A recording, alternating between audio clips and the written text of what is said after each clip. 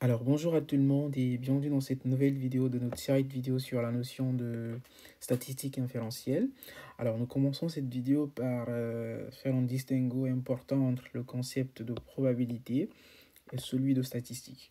Alors nous nous intéressons à une enquête conjointe de l'Ipsos et Nestlé France de 2023 qui nous dit qu'il y a 55% des Français qui considèrent qu'il est trop cher de manger équilibré.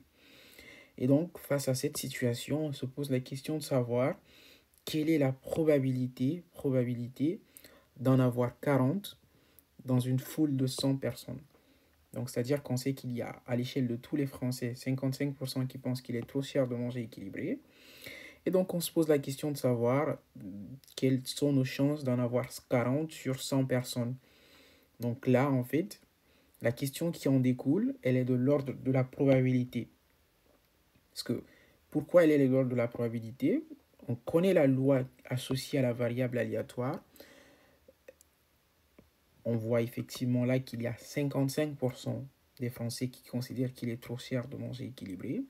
Et la question qu'on se pose, c'est la caractérisation des réalisations de cette loi, de cette variable aléatoire. Donc, c'est-à-dire, on se pose la question de comment se passe la réalisation, comment peut-on caractériser la réalisation de cette variable aléatoire dans la pratique. Donc la question de cette caractérisation de réalisation, elle est répondue par cette question que nous avons là, le concept donc de probabilité. De l'autre côté, vous avez une autre question, un autre paradigme. On nous dit qu'il y a 100 Français qui sont sondés. Et parmi les 100 Français sondés, nous avons 40 qui déclarent qu'il est trop cher de manger équilibré. Vous voyez que là, on prend dans l'autre sens. On observe là des réalisations d'une variable aléatoire. Voilà, on observe des caractérisations de cette réalisation. On arrive à caractériser pardon, cette réalisation. Et on se pose la question de savoir quelle loi peut-on en déduire.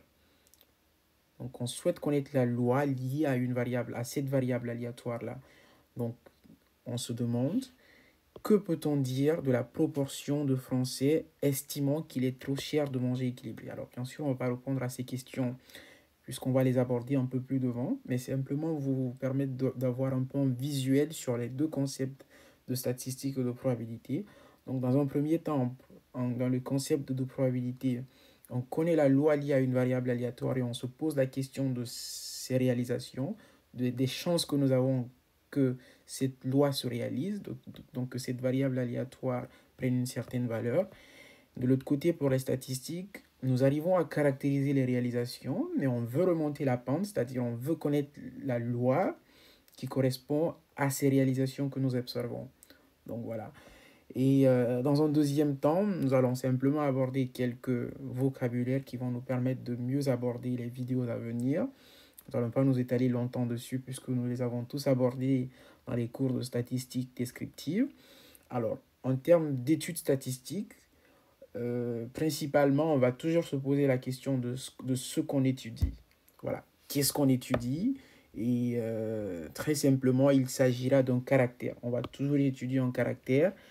Voilà, je le note simplement. Donc, on va toujours étudier un caractère qu'on va noter généralement X, qui pourra être un salaire, un taux de chômage, le taux de productivité, une prime d'assurance. Voilà. Donc, l'âge, par exemple. Donc, on va toujours étudier les caractères.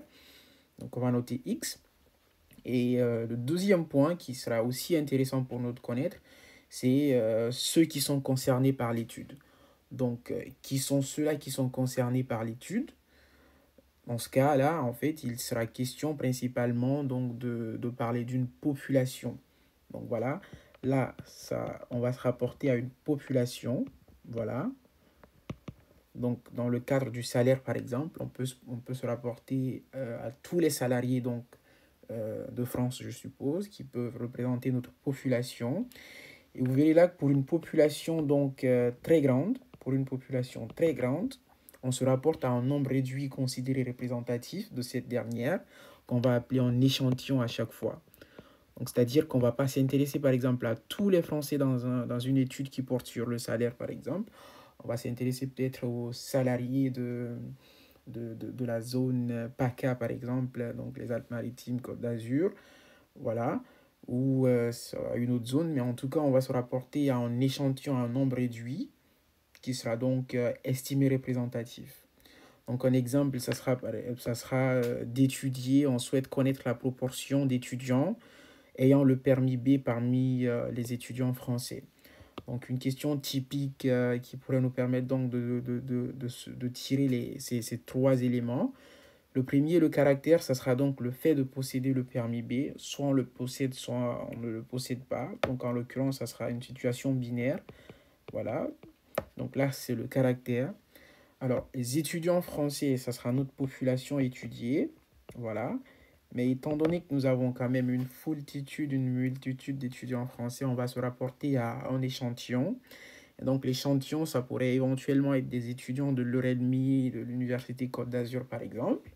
Donc là, ça sera notre échantillon. Voilà.